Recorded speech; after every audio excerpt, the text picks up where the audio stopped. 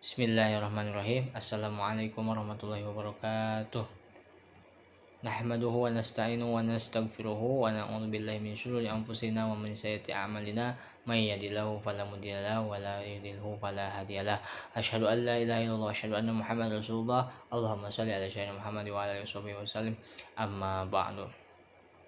Yang terhormat dosen pengampu Bapak Hilman Mangkubibawa MPD dan Ibu Siti Hazatul Rahmah MPD dan teman-teman PAI kelas 6A yang berbahagia.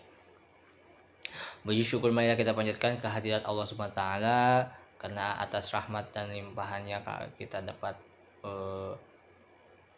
berdiskusi di forum video ini.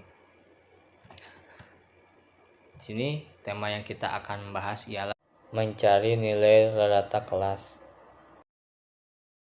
Dimulai dengan memperkenalkan diri dari saya pribadi, Adam Maulana. Ada juga teman yang selanjutnya nanti akan memberikan materi dari Fahri Husaini, ada Akbar Hasan Basri, Alia Al-Jahra Furqon, dan juga Siti Nurhaliza. Nah, tanpa berlama-lama langsung saja ke materi yang pertama yang akan dibahas oleh saya sendiri. Baik, langsung saja ke pembahasan yang saya akan bahas mengenai nilai rata-rata pelajaran. Nah, pembahasan mengenai nilai rata-rata pelajaran ini atau MEAN dalam buku Statistika Pendidikan karya Yayu Nurhayati Rahayu 2019 berada dalam bab 3 ukuran emus data. Begitu pula dalam buku Statistik Pendidikan Teori dan Praktik dalam Pendidikan karya Rusyid Ananda 2018 dan berada pada bab 3 ukuran gejala pusat dan variabilitas. Nah, ukuran gejala pusat atau central tendency ini adalah ukuran statistik yang menyatakan bahwa satu skor yang dapat mewakili keseluruhan distribusi skor atau penilaian yang sedang diteliti.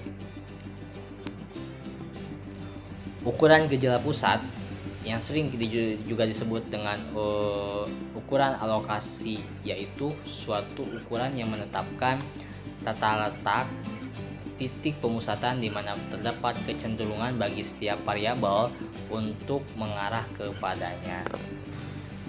Matre dan Gilbert dalam sebagaimana yang dikutip oleh Mangkuat Mojo 1997 menjelaskan bahwa ukuran tendensi sentral merupakan satu bilangan tunggal yang dipengaruhi atau dipergunakan untuk mewakili suatu kelompok data. Tujuan dalam pengukuran gejala pusat adalah untuk menerangkan secara akurat tentang skor penilaian suatu objek yang sedang diteliti. Ukuran gejala pusat dibedakan atas 3, yaitu MEAN atau rata-rata, modus, dan median.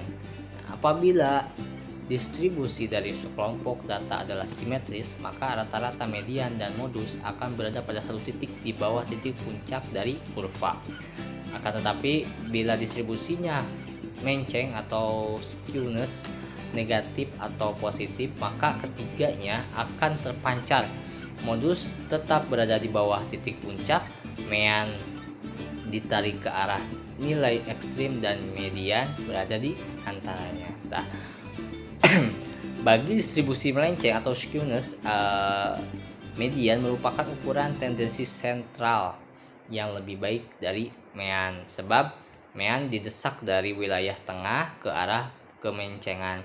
Nah, selanjutnya median memiliki persyaratan 50-50 yang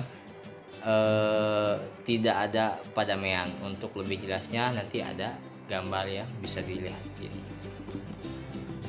Nah, jadi rata-rata hitung atau nilai rata-rata dalam bahasa Inggris digunakan istilah arithmetic MEAN dan ada kalanya disikat dengan MEAN. Simbol umum yang digunakan untuk rata-rata untuk sampel adalah X dibaca X bar, sedangkan untuk populasinya ialah rho dan dibaca mu dibacanya. MEAN merupakan hasil dari sejumlah skor dengan banyaknya responden. Menurut Arianto 2004, Perhitungan mean merupakan perhitungan yang sederhana karena hanya menentukan jumlah skor saja dan jumlah responden. Mangku Atmojo tahun 1997 menjelaskan rata-rata hitung merupakan suatu bilangan tunggal yang dipergunakan untuk mewakili nilai sentral dari sebuah distribusi. Ananda 2018. Nah, jadi dapat penulis simpulkan bahwa nilai rata-rata atau mean adalah merupakan suatu bilangan yang mewakili sekumpulan data dengan perhitungan yang sederhana. Nah, untuk selanjutnya itu adalah mengenai rumus satu atau rata-rata hitung tunggal.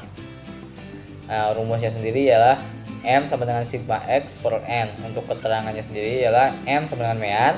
Untuk sigma X-nya itu sama dengan jumlah nilai dari nilai X, dan N-nya banyaknya angka atau nilai X. Nah, cara yang pertama ini digunakan jika banyaknya angka pada sekumpulan data relatif sedikit atau menggunakan alat bantu hitung. Nah, cara ini tidak efisien digunakan untuk mencari mean dari angkanya yang banyak, misalnya angka berat badan 100 orang siswa. Nah, untuk rumus yang kedua ialah rata-rata hitung data distribusi frekuensi tunggal. Nah, di sini rumusnya sendiri ialah M sama dengan sigma Fx per N. Nah, untuk keterangannya sendiri ialah M sama dengan mean, sigma Fx sama dengan jumlah hasil perkalian antara frekuensi F dengan nilai X. Nah, untuk N-nya sendiri sama dengan sigma Fx sama dengan banyaknya angka. Nah, cara yang kedua ini digunakan apabila angka-angka relatif kecil tetapi frekuensi relatif banyak.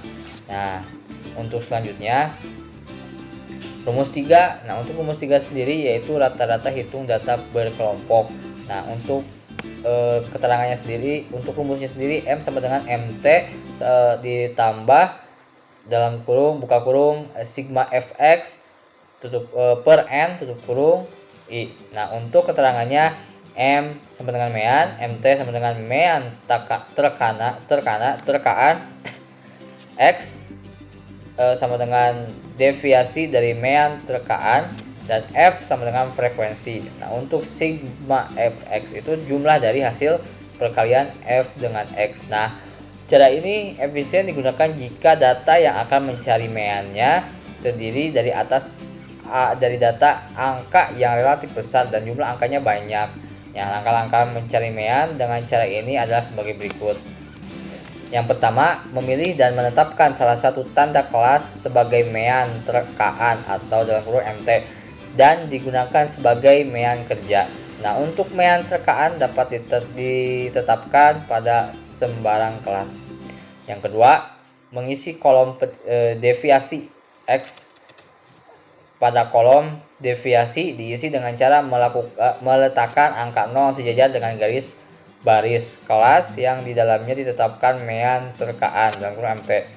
Nah, deviasi di atas MT diberi tanda plus atau dalam kurung plus 1, plus 2, dan seterusnya. Nah, sedang deviasi di bawah MT diberi tanda minus dalam kurung minus 1, minus 2, dan seterusnya. Nah, yang ketiga, mengalihkan tiap-tiap deviasi X dan dengan frekuensi F, hasilnya diisi pada kolom F. Dan yang keempat, menjumlahkan deviasi yang telah dikalikan dan frekuensinya, hasilnya sigma X. Nah, yang kelima, menghitung mean dengan cara rumus di atas. Nah, itu saja yang saya dapat sampaikan. Terima kasih. Assalamualaikum warahmatullahi wabarakatuh.